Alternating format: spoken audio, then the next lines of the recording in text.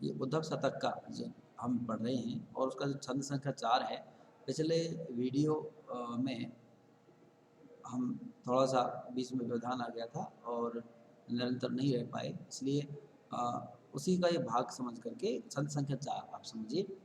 विरह विथा कथा अकथ महा अथाह महा कहते बने न प्रवीण सो कभी निसो कह रत ना करे बुझावने लगे जो कान कूदो तो कहन ते हेति ब्रज जब तीन सो गहवरी आयो वरी भबरी अचानक त्यों प्रेम पर चमन चुचाए पुर दीन सो नेक कहे बेनन अनेक कहे नैनन सो रही सो हिचकीन सो रही सही सो कह दीन हिचकीन सो। इस छंद में जो है, अब देखिए कि श्री कृष्ण जो ब्रजभूमि है उसका स्मरण करते हैं और उद्धव के समक्ष अपनी व्यथा का उन्होंने प्रकाशन किया, अपनी व्यथा उनको बताई और जब अधिक भावावेश में हो गए तो अपनी वो बात कह नहीं सके। इस छंद में कुछ जो आपके कठिन शब्द हैं, बुझावन लगे, बुझावन यानी समझाना, और गहवर आयो यानी भर आया, भवर भवक कर।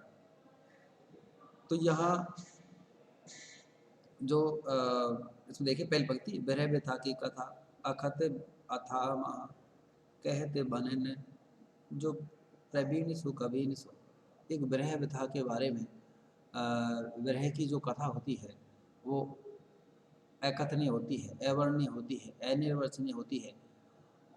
उसका चित्रण महान और प्रवीण जो कवि होते हैं, निपुण कवि होते हैं, वो भी उसका संपूर्ण रूप से चित्रण नहीं कर सकते, क्योंकि जो विरह की अवस्थाएं हैं वो अनंत होती हैं। तो उसी के यहाँ पहले एक बात कही गई है, फिर उससे संबंधित दूसरी बात कवि कहते हैं। कह रते ना करे बुझा बने लगे जो कान ऊधो को कहने हेत ब्रज जो बितीन सो। कि जो कृष्ण हैं उद्धव से को समझाने लगे कि तुम्हें ब्रज की युवतियों से जाकर ये कहना है प्रेम के बारे में, कि ये जो प्रेम है और उसके बारे में क्या समझाना है और आपके जो ब्रह्म ज्ञान है उसकी उनको जाकर के बात बतानी है। गहवरे आयो गरो भवरे अचानक त्यों प्रेम पर्यो चामल तो चाहे तेरी निसो। और ऐसा जब कृष्ण उनसे कहने लगे तो उनका अपने जो ब्रजवासियों का, गोपियों का और राधा का जो प्रेम है उसे हृदय में उनकी स्मृति होते ही उनका जो है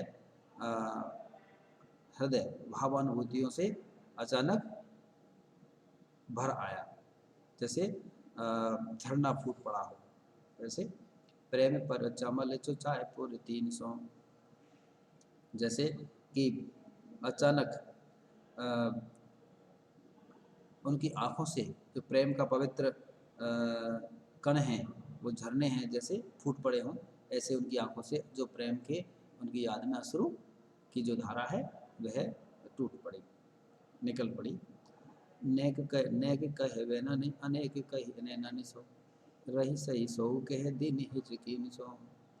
और जो श्री कृष्ण ने जो कुछ कहना था बातों से वो थोड़ा सा ही कहा, उससे ज़्यादा उन्होंने उनकी आँखों से जो प्रेमानुभूति के जो अश्रु टपके थे उन अश्रुओं से अधिक कहा।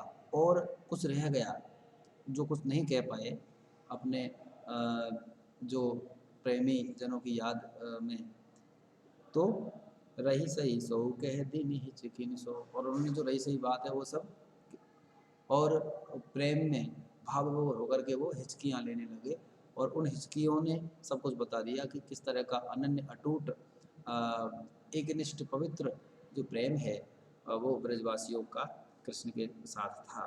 और इसलिए उन्होंने ये बात यहाँ उसका चित्रण यहाँ पर किया है। तो इसमें जो विरह व्यथा है उसको अकथ्य बताया है और उसकी जो प्रेम निष्ठा है उसकी ओर इशारा किया कि जो विरह की व्यथा है उसका चित्रण शब्दों में नहीं किया जा सकता और वह हृदय की ही अनुभूति का विषय है।